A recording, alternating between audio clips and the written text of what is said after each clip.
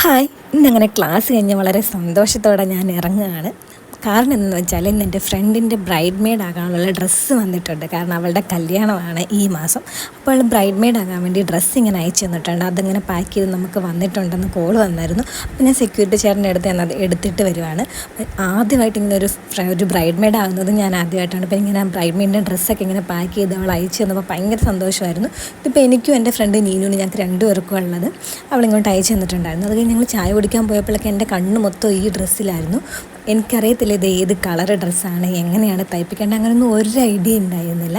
അപ്പോൾ ഇത് കിട്ടിയതിന് സന്തോഷമായിരുന്നു എനിക്ക് ഭയങ്കരമായിട്ട്. അപ്പോൾ ചെന്ന് കഴിഞ്ഞ ഉടനെ പൊട്ടിച്ച് നോക്കാനുള്ള ഇതിലാണ് ഞാൻ ആദ്യം തന്നെ ചെല്ലുന്നത്. പിന്നെ ചെന്ന ഉടനെ ബാഗ് താത്തി വെച്ച് അപ്പം തന്നെ ഇത് പൊട്ടിച്ച് നോക്കാനുള്ള ക്യൂരിയോസിറ്റി ആയിരുന്നു.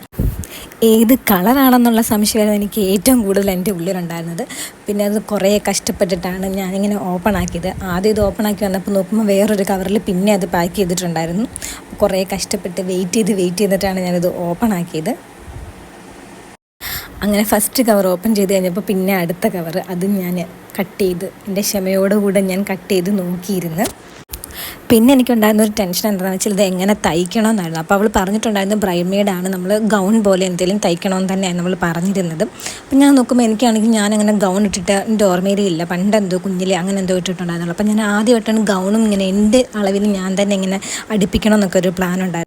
അങ്ങനെ ഞാൻ ട്രിവാൻഡ്രത്ത് തന്നെയുള്ളൊരു ഷോപ്പിൽ കൊടുത്ത് അടുപ്പിച്ച് ഞാൻ പിന്നെ ഗൂഗിളൊക്കെ സെർച്ച് ചെയ്ത് പിൻട്രസ്റ്റൊക്കെ നോക്കിയൊരു ഡിസൈനൊക്കെ കൊടുത്തു. അപ്പോൾ ഇതായിരുന്നു അതിൻ്റെ ഫൈനൽ ഔട്ട്പുട്ട്. അത് നല്ലതായിട്ടാണ് അവർ തയ്പ്പിച്ച് തന്നത്, എനിക്ക് വളരെ ഇഷ്ടപ്പെട്ടു.